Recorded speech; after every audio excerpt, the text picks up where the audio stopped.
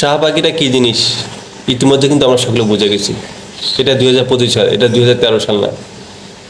2013 সালে তাদের হেমিলনে বাসিওয়ালার কথা শুনে আমাদের এই দেশের সুশীল সমাজ ছাত্ররা যখন তাদের পক্ষে সাফায় গিয়ে যখন দেশের বরেণ্য তরুণ দেশপ্রেমিক লোকদের যখন ফাঁসিতে ঝুলিয়ে দেওয়া হয়, আমরা এই দেশের স্বাধীনতা তখনই হারিয়ে ফেলেছি। আপনারা জানেন যে ফ্যাসিস্ট হাসিনার এক নতুন চাল ছিল এই গণজাগরণ মঞ্চ। এই গণজাগরণ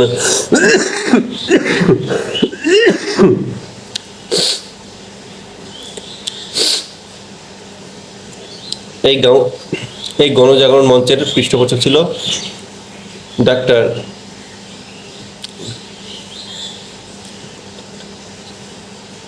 এই গণজাগরণ মঞ্চের পৃষ্ঠপোষক ছিল ডক্টর H.M. ইমরান, তথাকথিত তখন শিক্ষামন্ত্রী নুরুল ইসলাম নাহিদের জামাই। এই গণজাগরণ মঞ্চকে লিড দিত। তাদের উদ্দেশ্য ছিল একটাই, যে যারা দেশপ্রেমিক জামাতের কর্মী, বিএনপির কর্মী, তাদেরকে ফাঁসিতে দেওয়া। এর পরিপ্রেক্ষিতে কিন্তু কাদের মোল্লা, দেলোয়ার হোসেন সাঈদী, মুজাহিদ এদেরকে কিন্তু ফাঁসিতে দেওয়া হয়। ইভেন বিএনপির আরেক সিনিয়র নেতা কাদের সিদ্দিকী, তাদেরকে কিন্তু মিথ্যা মামলার মাধ্যমে তাদেরকে ফাঁসি দেওয়া হয় শুধুমাত্র এই গণজাগরণ মঞ্চের কারণে। এবং এই গণজাগরণ মঞ্চের পক্ষে কিন্তু ছাত্র সমাজও কিন্তু একটা সময় গিয়েছিল। এরপর আমাদের দেশে কিছু সুশীল ক্রিকেটাররাও আছে, তারপর অনেক বুদ্ধিজীবী, তারা কিন্তু এই বিষয়টাকে সাপোর্ট কিন্তু করেছিল। কিন্তু সমস্ত প্রতিকূলতার বিরুদ্ধে শুধু একজন দাঁড়িয়েছিলেন, তিনি হচ্ছে বেগম খালেদা জিয়া। বেগম খালেদা জিয়া তিনি শুধুমাত্র শাহবাগীদের বিরুদ্ধে লড়াই করেছেন। তিনি তার বক্তব্যে বলেছেন যে শাহবাগীদের বিরুদ্ধে নতুন মঞ্চ প্রস্তুত করতে হবে। অর্থাৎ আমরা যে খালেদা জিয়াকে এমনি যে বলি যে গণতন্ত্রের মানুষ কন্যা, এমন কিন্তু না।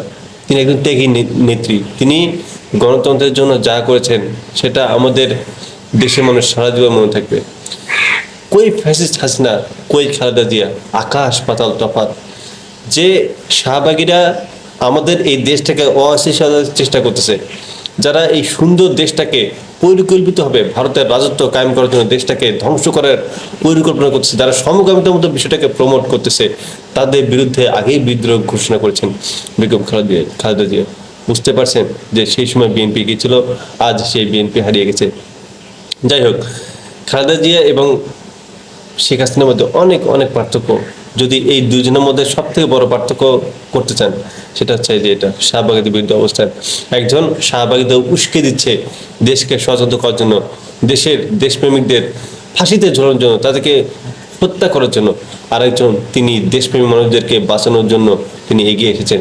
এই বেগম খালেদা জিয়াই তিনিই কিন্তু বলেছেন যে জামাতের যেসব নেতাকর্মী যাদেরকে আমরা যুদ্ধাপরাধের দায়ে তাদেরকে ফাঁসিতে ঝোলানো হয়েছে, মুজাহিদ, দেলোয়ার হোসেন সাঈদী, এদের পক্ষে জিয়াউর রহমানও ছিলেন, এদের পক্ষে খালেদা জিয়াও কিন্তু ছিলেন। সেই বিএনপি আজ কোথায়? সেই দেশপ্রেমিক বিএনপি নেতারা আজ কোথায়? বিএনপি কিন্তু সেই অবস্থা আর নেই।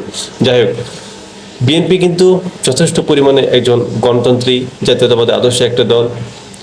বাংলাদেশের এই রাজনৈতিক দল যদি জাতীয়তাবাদ আদর্শে সত্যিকার অর্থে থাকে, তাহলে এই দেশটা সত্যিকার অর্থে সার্বভৌমত্ব অক্ষুণ্ণ থাকবে, দেশটা এগিয়ে যাবে।